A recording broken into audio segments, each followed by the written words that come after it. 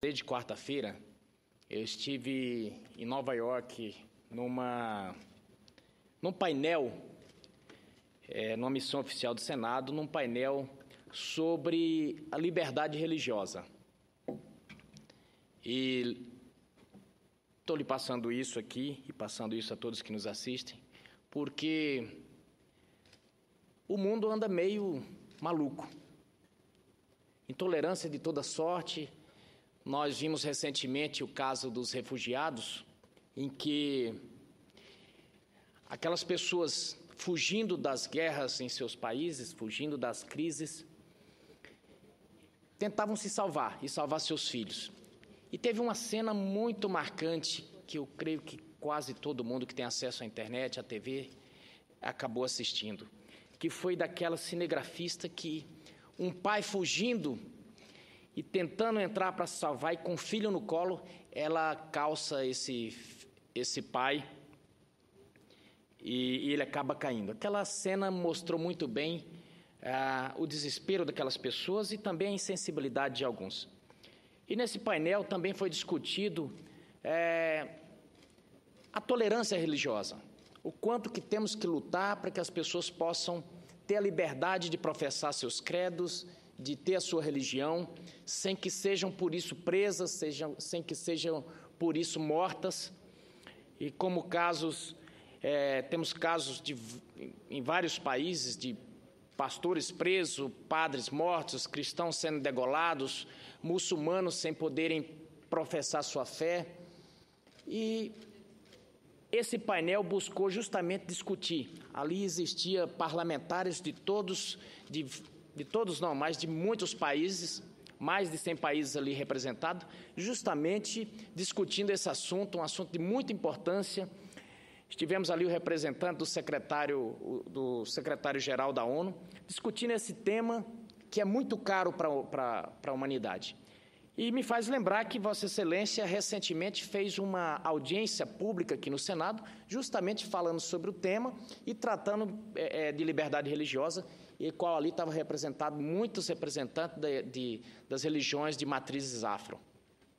E é um assunto que aparentemente parece de somenos, mas é de grande importância, porque quando se trata de liberdade, das liberdades civis, é muito importante que estejamos atentos, porque geralmente se começa a cercear as religiões, cercear os créditos, cercear o direito das pessoas professarem sua fé, e geralmente isso acontece e deságua logo em seguida para totalitarismo, para a falta de liberdades totais, o que ninguém quer.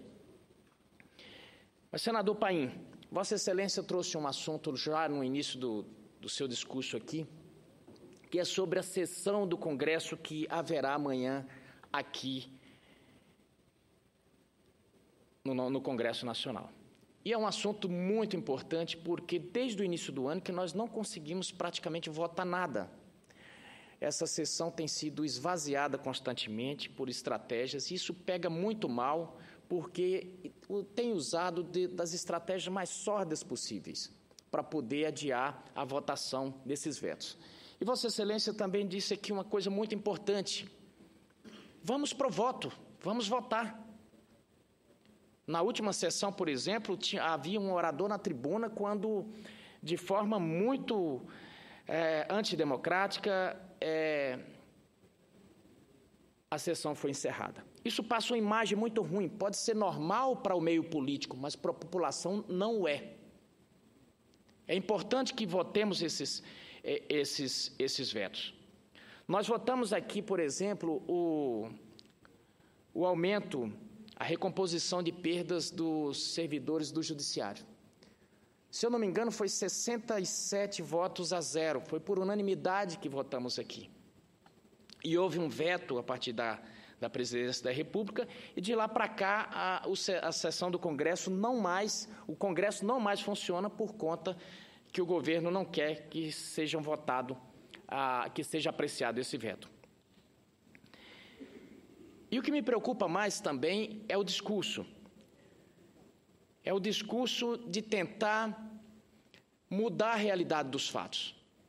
É muito importante que a população brasileira saiba que o servidor público não é o câncer desse país, que o servidor público não é responsável pela crise do nosso país. Nossa crise econômica, ela tem vários fatores, mas o servidor público não é um deles. Ela tem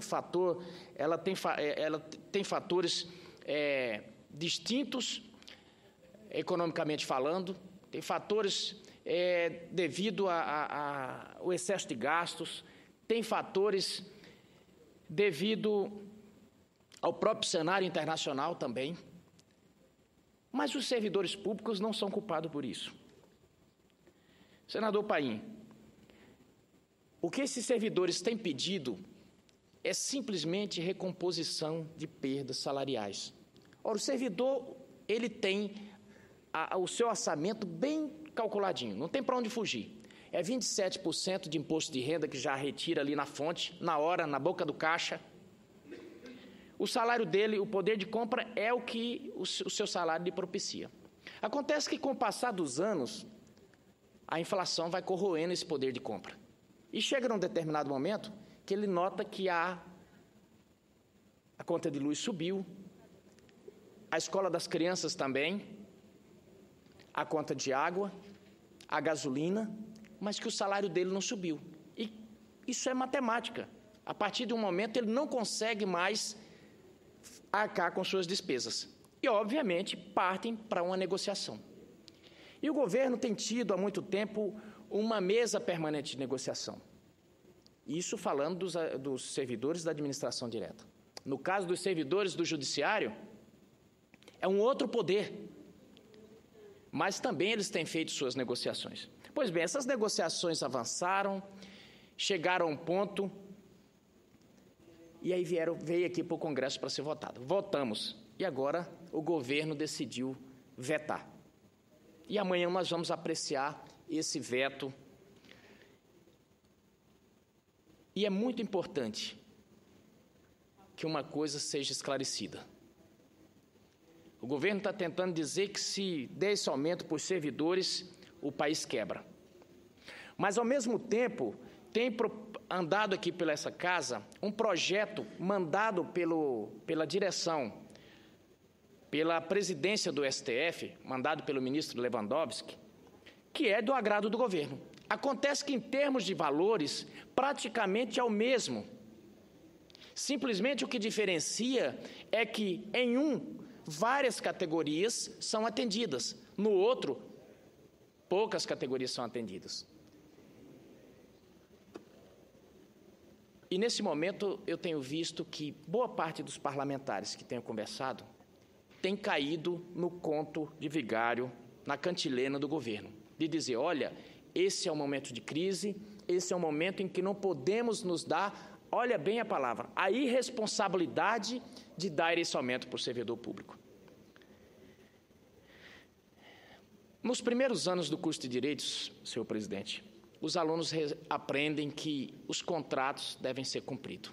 Ora, quando foi dado aumento para os servidores, quando foi feito as negociações aqui, é como se fosse celebrado um contrato entre o governo e aqueles trabalhadores.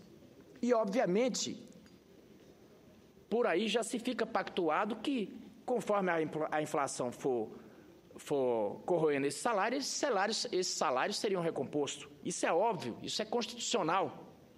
E isso acontece, senhor presidente, com os contratos, por exemplo, de concessionárias de pedágios, acontece com todos os contratos nesse país.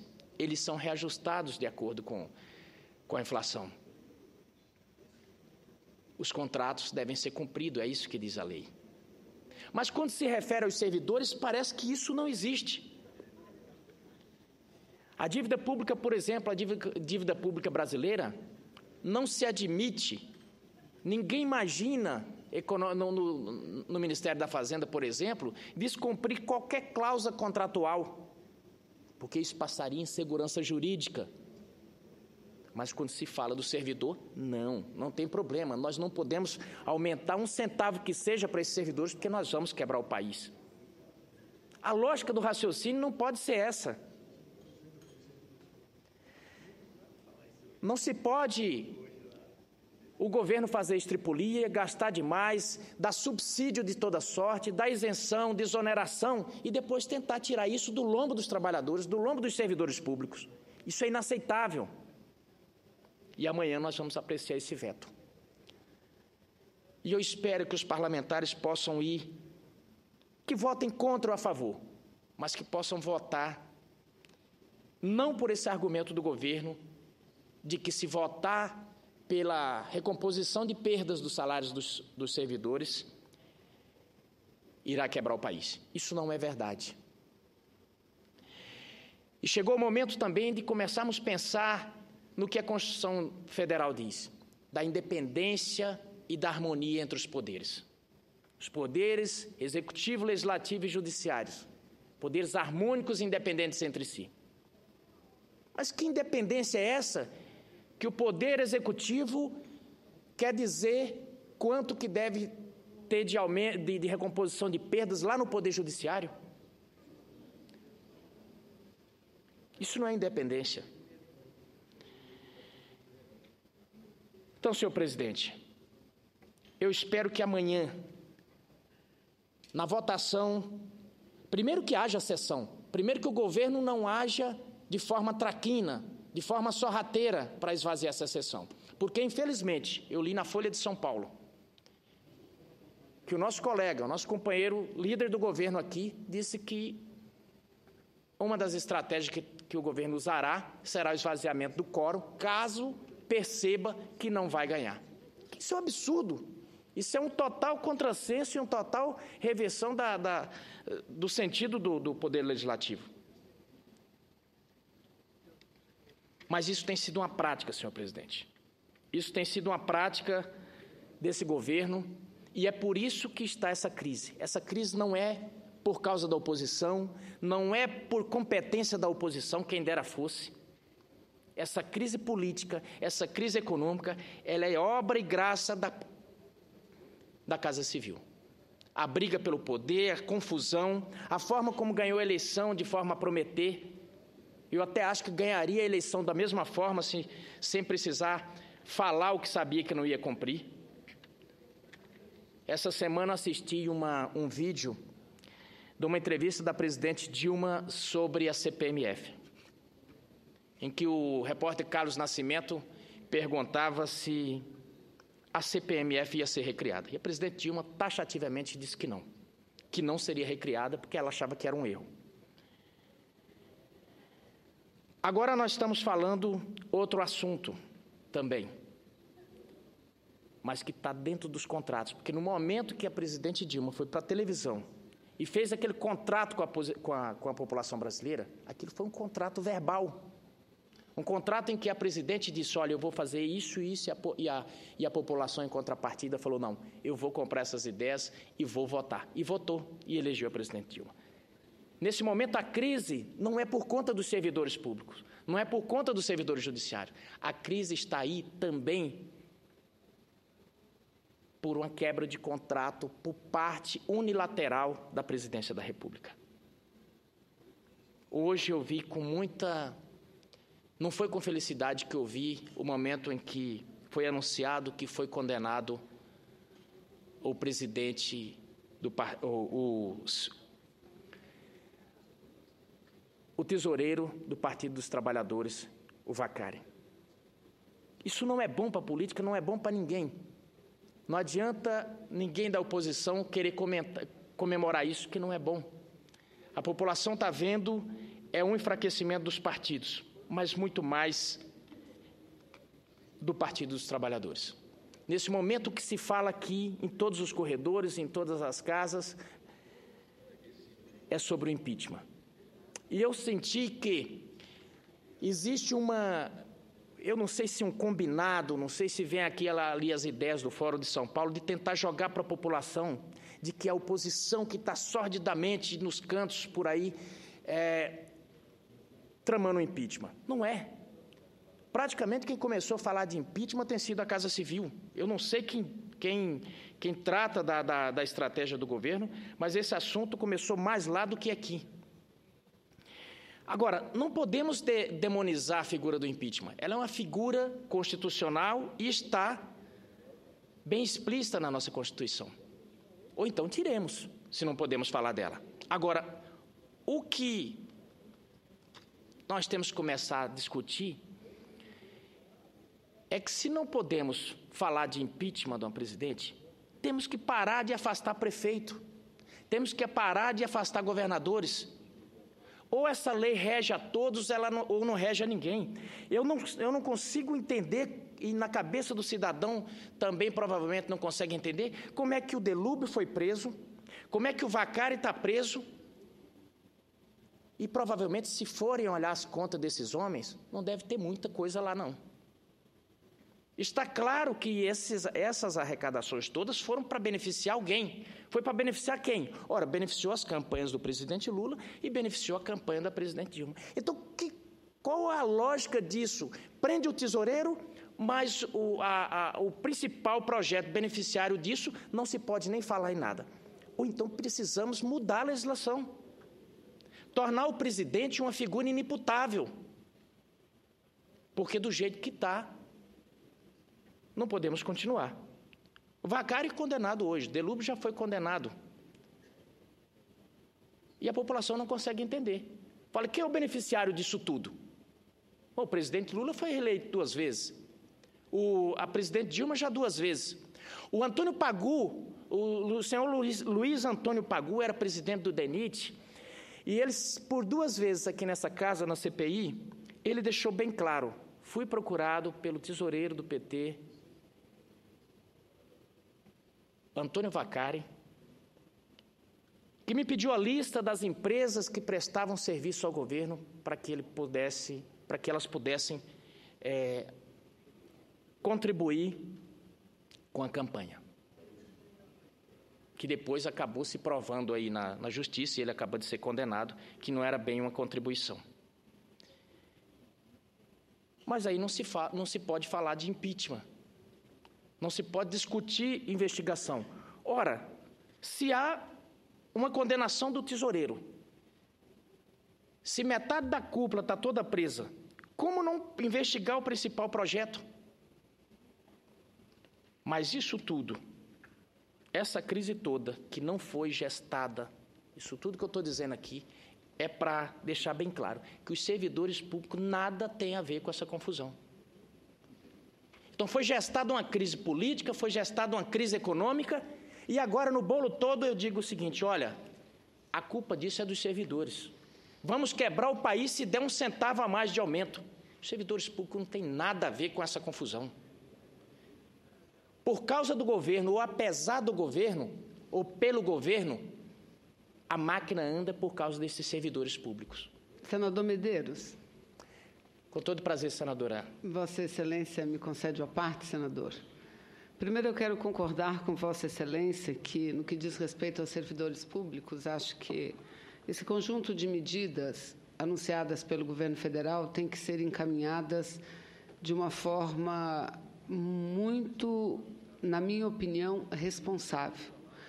Porque, na ânsia, talvez, senador Medeiros, de resolver pendências, possam ser praticados injustiças ou atos que depois falarão contra o próprio serviço público, porque eu sou daquelas que creio que nós precisamos prezar pela qualidade do serviço público. E a qualidade do serviço público, sem dúvida nenhuma, grande parte dela é aferida de acordo com a forma como os servidores trabalham. Então, eu concordo com Vossa Excelência nesse aspecto. Entretanto, senador, eu peço a parte de Vossa Excelência para falar sobre impeachment, golpe, se procede, se não procede, e dar também a minha opinião. Porque, como Vossa Excelência, eu tenho ocupado muito a tribuna e tenho dito de forma clara que o momento é de unidade para que a gente possa enfrentar uma crise econômica e superar esta crise econômica. E tenho dito mais, senador Medeiros, que, infelizmente, alguns não têm esse como seu objetivo principal. Tem como objetivo principal tão somente a derrubada da presidenta Dilma. E não me refiro a Vossa Excelência. Vossa Excelência que faz nessa casa oposição ao governo, mas eu quero registrar oposição de forma séria e responsável. Então, nós não podemos confundir o que é investigação com o que é impeachment. Eu concordo com Vossa Excelência. Quando algum agente público, não importa que seja, tenha praticado qualquer tipo de crime, ele está sujeito, sim, a perder não só o mandato que tem, mas os seus direitos políticos, inclusive. Mas isso não vem ao caso. Isso não vem ao caso. Investigar é uma coisa. Agora, querer inventar um crime para derrubar uma presidente, nobre senador. Então, acho que a cautela, como diz o velho ditado popular, cautela e caldo de galinha não faz mal a ninguém. E esse discurso de impeachment hoje, sem nenhuma base legal, está aí em todos os meios de comunicação, inclusive pessoas de oposição. Eu tenho lido economistas, cientistas políticos, todos, Delfim Neto, inclusive. Não há crime que justifique a bandeira do impeachment. Por isso, a bandeira do impeachment, da forma como é levantada hoje, está caracterizada como golpe. Vossa Excelência fala de partidos, de pessoas que têm posições importantes. Mas o que a presidente Dilma tem de participação nisso? Pelo contrário, eu fui à posse do procurador Janot, nobre senador Medeiros, e a presidente Dilma fez um curto, mas um pronunciamento muito profundo, falando que ela tem muito orgulho de ser a presidenta e de dirigir um governo que nunca promoveu nenhum ato que obstaculizasse a ação de quem quer que seja, da Polícia Federal, do Ministério Público. Vossa Excelência sabe tanto quanto eu, nobre senador, que esses atos que estão sendo revelados ao Brasil, infelizmente, não são recentes, não são jovens e nem novos. Mas agora a gente consegue com que as coisas sejam investigadas e os culpados punidos. Mas no passado não era assim. Vide a compra de votos para mudar a regra no meio do jogo. Compra de votos para a reeleição do antigo presidente FHC. Também com muitas provas, e provas com gravações, com papéis, com documentos. O que o Ministério Público fez? Arquivou, diferente de agora. E eu saúdo eu faço uma grande saudação a esse novo momento que o Brasil vive. Deixa a investigação continuar. Agora, querer abreviar o mandato da presidente sem que nada esteja comprovado,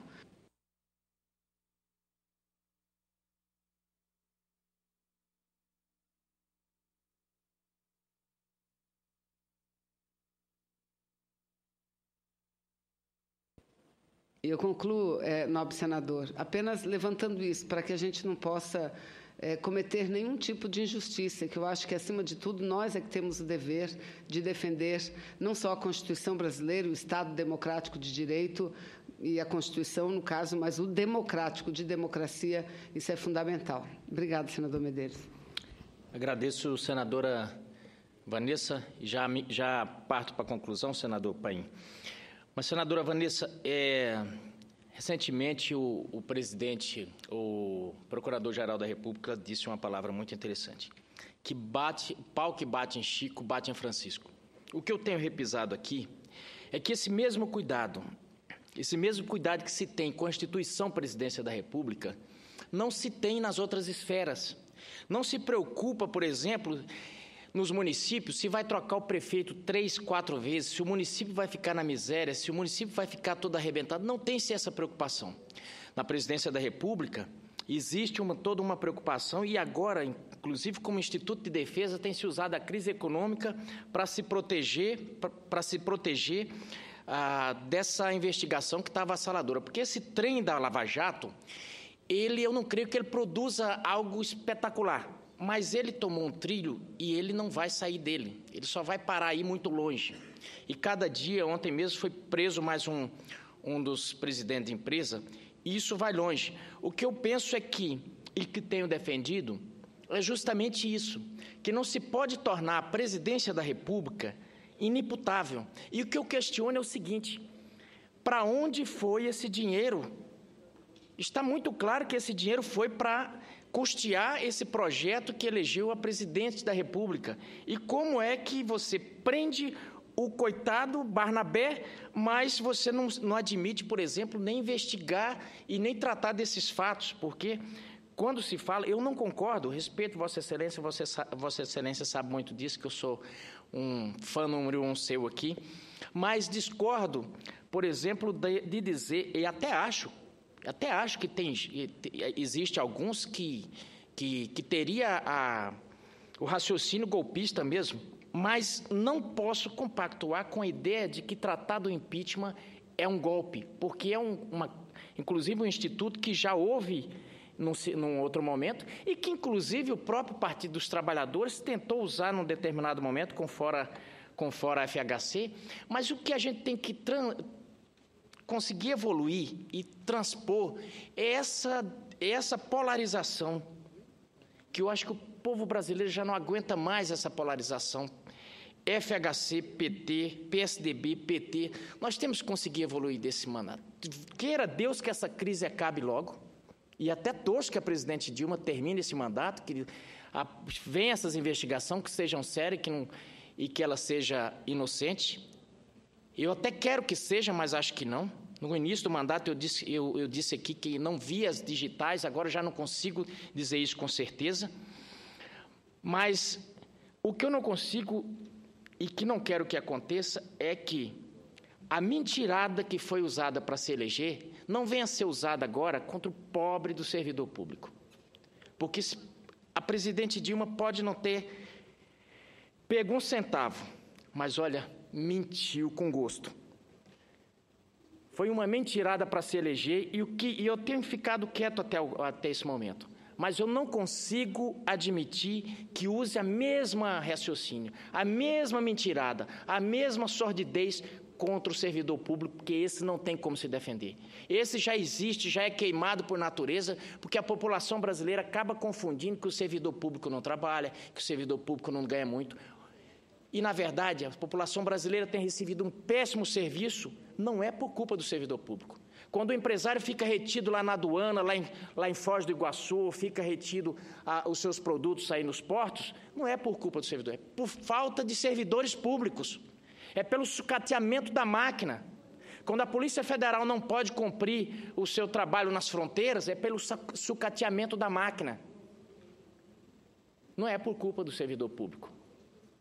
Na verdade, a qualidade do serviço público ela tem ficado a desejar justamente porque não existe uma política séria com relação aos servidores públicos. É um embarrigamento constante, é a falta de política clara, é uma mentirada que o servidor público não consegue mais. Agora nós temos INSS de greve, senador Álvaro Dias, universidades de greve, Receita já em pé de guerra para entrar em greve também. Então, temos aí o perigo de que toda a máquina pública possa parar. E possa parar por quê?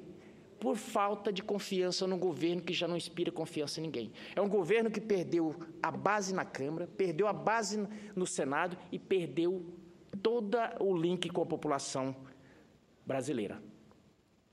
Senador Paim, encerro conclamando aos companheiros, aos colegas, que amanhã possamos ir para essa sessão do Congresso e que ela possa dar quórum, que possamos votar contra ou a favor, mas que possa acabar com essa agonia, porque amanhã isso aqui vai ferver, isso aqui vai estar lotado de servidores e eu espero que essa agonia acabe amanhã. Isso em homenagem, aproveito para fazer uma homenagem aqui, porque no dia 2, aqui, não sei se a senadora Vanessa ficou sabendo, mas acabou que naquele sol, naquela luta que eles estavam ali, acabou falecendo um servidor aqui no nosso pátio, aqui na esplanada, e espero que amanhã a gente possa votar esses vetos e que essa agonia possa acabar. Muito obrigado, senhor presidente.